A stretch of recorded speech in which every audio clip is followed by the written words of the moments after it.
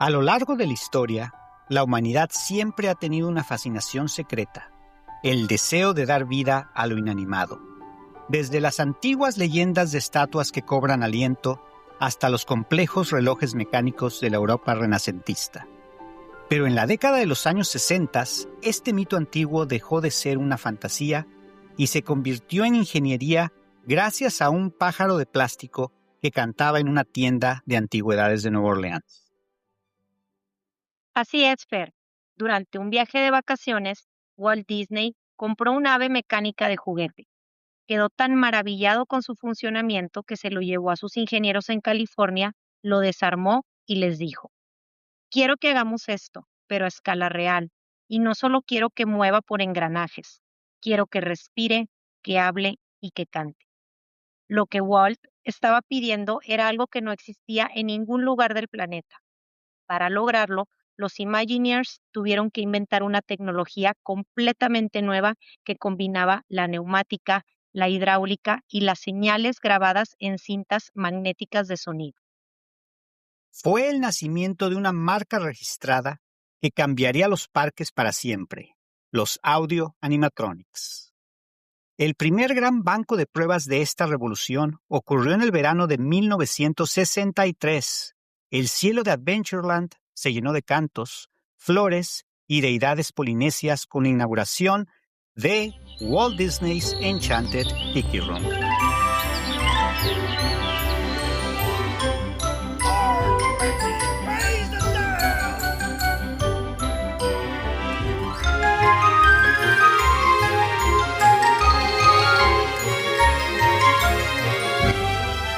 Bienvenidos de vuelta a la ventana de Walt. Hoy la ventana se abre para adentrarse en la década más melancólica, pero tecnológicamente más brillante de la era de Walt, los años 60. El momento exacto en que los parques temáticos aprendieron a hablar, a cantar y a actuar. El Tiki Room fue un shock absoluto para la época.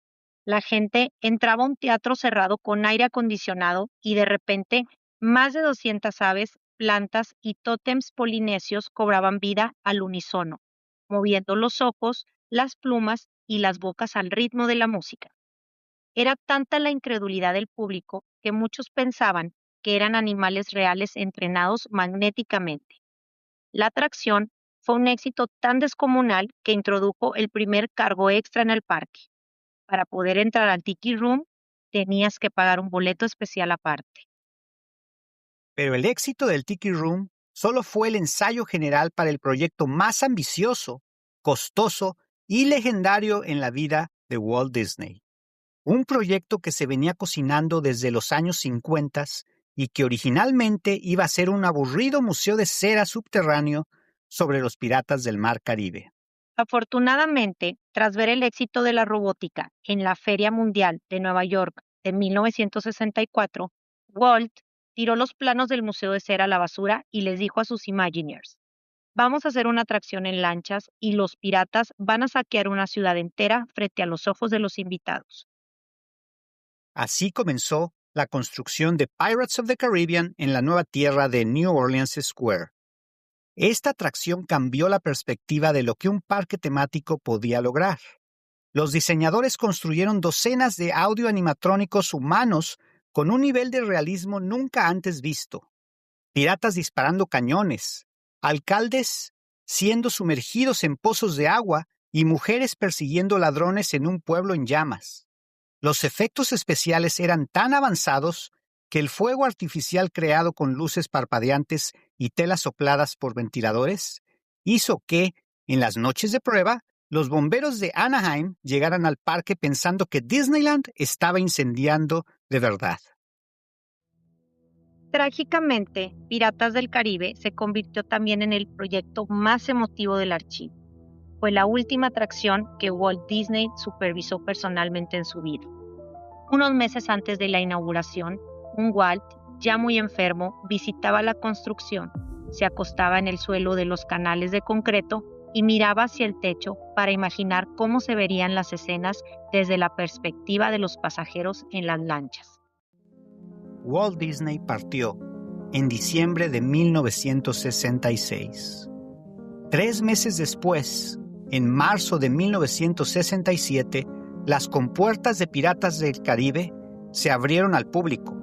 Walt nunca pudo ver la atracción terminada con gente arriba, pero su presencia quedó impregnada en cada rincón de esas aguas oscuras.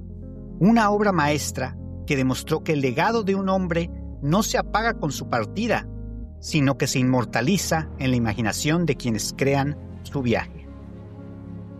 A casi 60 años de que el primer pirata robótico levantara su botella de ron, los años 60 siguen brillando como la era dorada de la imaginación, el momento en el que Walt nos enseñó que si puedes soñarlo, puedes hacer que hasta las piedras canten. Prepárense, soñadores, porque la ventana se abre de par en par hacia la década de la robótica, el misterio y los mares del sur, los años 60. Bienvenidos de vuelta. Hoy estamos en el episodio 5, rescatando del olvido los archivos de los años 60. Una década fascinante que marcó un antes y un después en la forma de contar historias, y que hoy cobra un significado muy especial en esta celebración del 70 aniversario que aún estamos viviendo en el Disneyland Resort.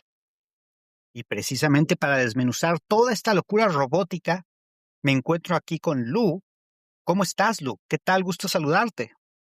Hola Fer, ¿cómo estás y cómo están todos? Estoy feliz de iniciar este episodio número 5. Yo también, Lu. Es un placer, como siempre, estar aquí contigo, platicando de todos estos datos tan interesantes, estas historias que nos llenan de alegría, compartirlas con todos ustedes que nos están escuchando. Esperemos las estén disfrutando. Y Lu, acabamos de escuchar en el bloque anterior como un pequeño pájaro mecánico de juguete que igual compró en unas vacaciones, terminó convirtiéndose en la tecnología de audio animatronics que hoy vemos en atracciones como Star Wars, Avatar y otras similares. A mí la verdad me sorprende pensar en el salto de fe que dieron. Y es que Fer, ¿te imaginas el nivel de locura que se necesitaba en los años 60 para meter a la gente en un cuarto lleno de robots y hacerles creer que estaban vivos? Yo quiero que me digas, Fer, ¿cómo crees tú que reaccionó el público la primera vez que vio al Tiki Room cantar? Pues mira, esa es una pregunta muy interesante que me la hagas a mí, porque precisamente tengo una respuesta de alguien que estuvo poco después de que se inaugurara esa atracción. Y ese alguien era mi abuelita, que ya en paz descanse, pero, Ujú. pero ella me contaba su reacción. Entonces, eh, gracias a esas historias que ella me contaba, te puedo contestar esta pregunta, eh, pues precisamente viniendo de alguien que vivió eso. Y ella me dice que fue algo impresionante, tan impresionante que todas esas canciones que ella escuchó durante la atracción se le quedaron grabadas en la mente, en el corazón, y todavía las seguía recordando y hasta silbando muchos años después. Yo recuerdo, a veces estábamos en México, porque ella vivió la mayoría de su vida en México, y de repente ella se ponía a silbar alguna de las canciones del Tiki Room, y al principio yo decía, ¿qué me está silbando? Pero luego me acordaba, es una de las canciones del Tiki Room, y es que eh, eso demuestra el impacto tan grande que dejó en ella, porque antes de eso no existía una tecnología similar. Como bien lo comentamos, los Imagineers inventaron esa tecnología gracias a que obviamente Walt eh, pues les dijo yo me imagino esto y ustedes lo tienen que crear por mí, aunque no exista, es algo que si yo me lo puedo imaginar, ustedes lo pueden crear. Él siempre era de pensar así. Y entonces a lo que voy es que la gente que entró a esa atracción nunca había visto algo igual y pues en mi abuelita eh, quedó ese impacto tan grande, esa, esa buena, eh, pues buen sabor de boca, por decirlo así, de ver algo tan espectacular para esa época, tan innovador y además tan bonito porque es una atracción linda, es una atracción que te hace sentir bien. el estar escuchando las canciones. En algún momento hasta te hacen cantar con ellos, aunque mi abuelita no entiende inglés, pero supongo que tarareaba por lo menos. Sí, claro. Pero sí, la verdad que la disfrutó mucho. Luego, mi papá también fue cuando era pequeño y tampoco tenía mucho tiempo de haber abierto esa atracción. Y también, hasta hoy en día, es una de las atracciones favoritas de mi papá. Y ya hay unas atracciones súper avanzadas tecnológicamente, como la que comentamos en el episodio pasado, la de Rise of the Resistance, es algo Ujú. increíble. Sin Impresionante. embargo, sí, sin embargo, mi papá lleva en el corazón, en un lugar especial del corazón, esa específica atracción, el Tiki Room, junto con otra que es la de It's a Small World. Pero es interesante pensar que en esa época esas atracciones dejaban huella en la gente, impactaban a la gente de esa época, tanto que les quedaba en la memoria y en el corazón por el resto de sus vidas. Y bueno, eh, hablando sobre datos curiosos, que siempre nos gusta traerles datos curiosos sobre estas atracciones que les comentamos, sobre estas historias que les contamos, eh, se me hace interesante pensar que el Tiki Room fue la primera atracción en todo Disneyland que tenía aire acondicionado. Se me hace interesante porque pues los veranos en Disneyland, los veranos en la ciudad de Anaheim son bastante calientes. O sea, sí es una ciudad que es considerada, o bueno, una zona, el sur de California, que es considerada como un lugar con clima perfecto, pero la realidad es que en los meses de agosto, septiembre y hasta octubre, a veces, sí hace bastante calor. Entonces, la gente de esa época incluso se iban a esconder cuando tenían mucho calor a esa atracción. Decían, bueno, esa es la única atracción con aire acondicionado. Yo me voy a ir a meter ahí para descansar un poco del calor. Y imagínense, se encontraban con esa atracción, con esa nueva tecnología. Imagínate Tulu, entrando en 1963. Otra vez, ubícate en la luz del pasado, no en la de Sí, ahora. sí. Buscando aire acondicionado. O sea, dices, híjole, qué calor hace hoy. Voy a entrar ahí porque ahí me dijeron que hay aire acondicionado. Entras y, y de repente te ves con flores, con aves, tótems que te empiezan a cantar. ¿Te hubieras asustado o te hubieras enamorado de la atracción? Pues mira, yo creo que al principio me hubiera asustado un poquito, porque si bien ahorita estamos súper acostumbrados a la tecnología, a los efectos especiales, a la inteligencia artificial, en 1963, o sea, era raro entrar a un cuarto donde las aves, las flores, los tótems, todos te hablaran, pues me imagino que se ha de haber sentido como magia. Y entonces, conociendo a Lalú, creo que después de las primeras canciones ya se hubiera enamorado, porque, pues, es una de las cosas que me gusta a mí de Disney, que cuando o sea, que te hacen olvidar por completo cómo funciona algo. Entonces, yo creo que sí, me hubiera gustado mucho, y me imagino yo que la gente salió pensando: "¿Cómo hicieron esto?". Y eso, yo creo que sigue pasando ahorita, es parte de la magia de Disney, y yo creo que hasta el día de hoy a veces salimos de las atracciones y no, o sea, no nos imaginamos cómo logran hacer esa magia. Exacto. Sí, es que me imagino que con lo que cuentas, que entras y quizás al inicio es un shock. ¿Qué Sí, está pasando aquí? sí, sí, Pero sí, luego, como bien dices, pasa la primera canción, quizás la segunda, y dices, ok, ya pasó la sorpresa de momento, me está gustando esto. O sea, esto es algo nuevo que nunca había visto, así pero es, sí me gusta. así es, Fer. Y bueno, con la historia que te acabo de contar de mi abuelita y mi papá, pues se verifica eso. Yo creo Sí, que te hubiera pasado igual que a ellos dos, por lo yo que me creo que dices. sí, yo creo que sí.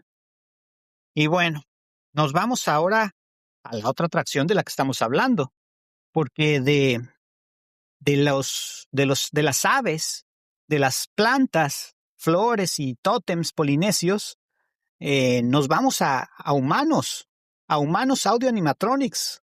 Yo siento como que ese fue un salto también inmenso, porque, ok, sí, qué impresionante ver un ave cantar, una flor, un tótem polinesio, pero ahora ver a un humano y no saber distinguir si es una persona real o es un audio animatronic es algo increíble. Y eso es lo que pasó en Piratas del Caribe, pero lo más increíble de eso es lo que comentamos en la historia, que originalmente eso iba a ser un museo de cera. No lo sé. Increíble, de un museo de cera, es que era lo planeado al inicio, a que Walt se diera cuenta que ya tenía la tecnología que él mismo y sus Imagineers habían inventado para poder hacer algo mucho más grande que eso, algo mucho más impactante que un museo de cera simple, como los que había desde esa época y todavía los hay. Ujú. Y aquí va la pregunta, ¿cómo crees que hubiera cambiado la historia de los parques si los Imagineers se hubieran quedado con la idea del museo de cera en lugar de lo que tenemos ahora? Pues mira, Fer, yo creo que habría sido una atracción interesante para su época, pero no creo que estaríamos hablando de ella casi 60 años después. Yo siento que lo que hace especial a Piratas no es solamente lo que ves, sino la sensación de que estás viajando dentro de una historia, porque pues cuando te subes ahora sí que la lancha, de alguna manera te conviertes en parte de la aventura. Entonces, vas descubriendo escenas, vas escuchando música, vas viendo historias, ves personajes y es como si la historia avanzara contigo. Entonces, yo creo que sí, o sea, hubiera sido interesante en los años 60, pero ahorita no. Exacto, sí, tienes toda la razón. Eh, Disney, lo que por lo que es famoso desde ese entonces es por innovar. Entonces sí, ok, hubiera puesto su museo de cera, la gente le hubiera gustado, como bien lo mencionas, hubiera Ujú. sido algo que la gente hubiera disfrutado en el momento, eh, pero nada similar al impacto tan grande que causó lo que todavía incluso hoy en día sigue causando impacto en la gente. O sea, hay gente que va por primera vez a Disneyland Ujú. y dice, mi juego favorito es Piratas del Caribe. Y eso es increíble, decirlo de un juego que tiene décadas de existir, que abrió en los años 60, Así es. justo, justo unos cuantos meses después de que el mismo Walt Disney partiera de este mundo. Sí. Y bueno, vamos a dos datos curiosos más rápidamente, Okey. también de Piratas del Caribe. Ujú. Eh, una cosa que me encanta contar porque la gente no lo sabe, ya ves que hay dos caídas, ¿no? Sí, Durante la atracción. Tú lo así es. sabes, pero Sí, los que nos sí, están sí. escuchando quizás no. Y es interesante saber que esas caídas tienen un porqué.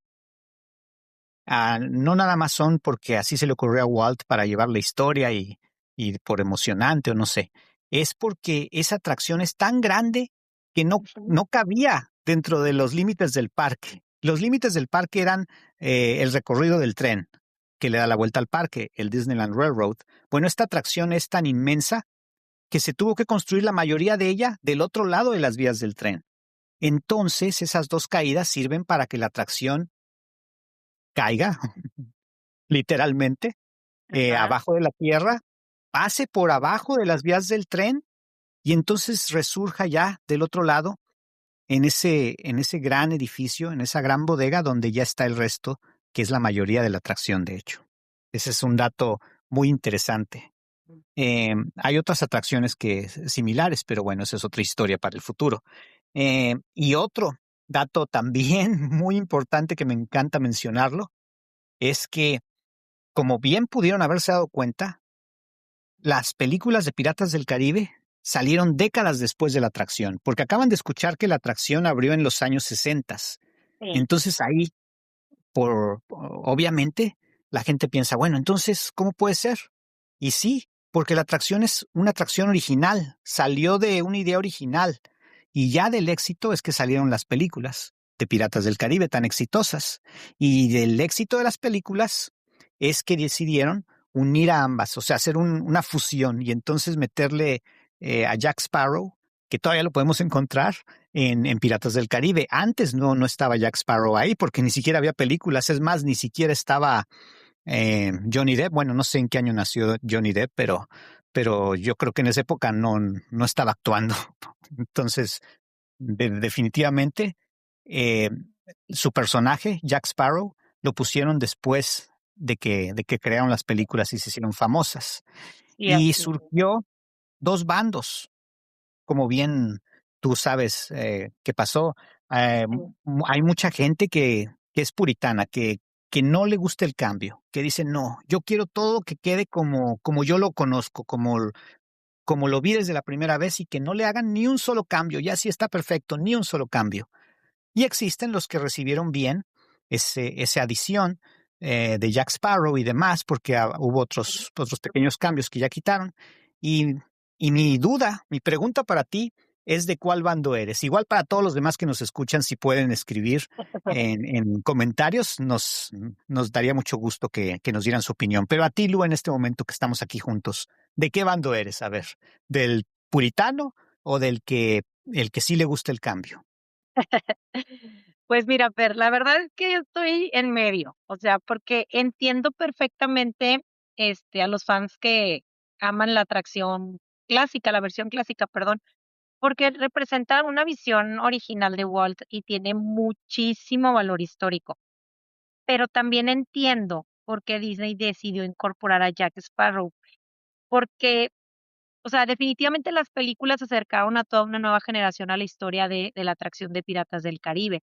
Entonces, mientras se respete la esencia de la atracción, a mí no me molesta que evolucione. O sea, creo que Walt siempre fue una persona que apostaba por la innovación y por mantener las cosas vivas. Exacto, estoy de acuerdo, Lu. Y bueno, creo que estamos llegando al final de este bloque Me de falta plática entre preguntarte nosotros. algo. Perdón que te interrumpa, Ah, pero me falta bueno. No, preguntarte no, algo. no. Yo estoy listo. Yo aquí listo para tus preguntas. Mira, A ver, algo ¿qué me quieres preguntar? te iba a preguntar algo. ¿Sientes algo diferente cuando te subes a Piratas del Caribe sabiendo que fue lo último que supervisó Walt? Ah, pues sí. La verdad que cada vez que yo subo a Piratas del Caribe, como que siento como lo mencionamos en algún punto de la historia, es cierto, siento la esencia de él. Siento las manos de él, la imaginación de él en esa atracción. Y no nada más porque sé la historia, porque sé que él fue el último, bueno, que fue más bien su última atracción en la que él estuvo envuelto, eh, sino porque se notan los detalles. Porque uno piensa, esta obra de arte eh, tuvo que haber sido una visión del mismísimo Walt Disney. Y ya sabiendo que sí, de hecho es así, y que de hecho fue su última atracción y que lamentablemente no la pudo ver él abierta al público, no pudo ver a la gente disfrutándola, más la disfruto yo, porque digo, bueno, por lo menos si está por ahí en espíritu, si me está viendo por ahí porque su espíritu anda rondando la atracción, eh, que se dé cuenta que yo de verdad la disfruto, que yo de verdad agradezco todos estos detalles. Agradezco toda esta nueva tecnología que él impulsó a sus Imagineers para que crearan. Entonces, la verdad es un sentimiento especial. Mm, Al igual que el sentimiento que mencionamos que uno experimenta al estar en el parque Disneyland, algo similar. Así es, Fer. Así es. Y se siente una nostalgia muy especial, al subir a Piratas, porque bueno, finalmente fue una de las últimas huellas que dejó Walt Disney en el parque. O sea, siempre va a haber muchas atracciones increíbles que llegaron después, pero Piratas siempre va a tener algo distinto. Es como si entráramos a una carta de amor que Walt le dejó a Disneyland.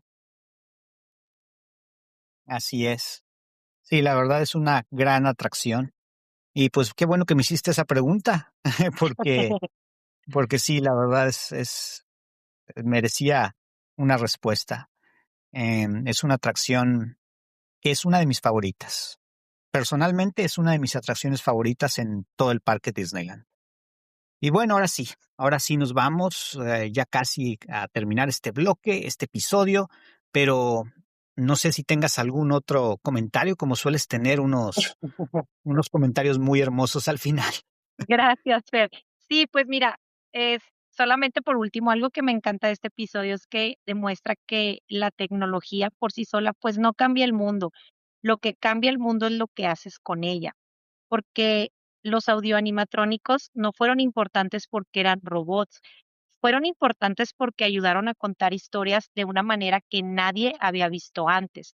Entonces, creo que los años 60 nos enseñan que la magia no consiste en hacer lo imposible, consiste en lograr que las personas crean que lo imposible es posible, aunque sea por unos minutos.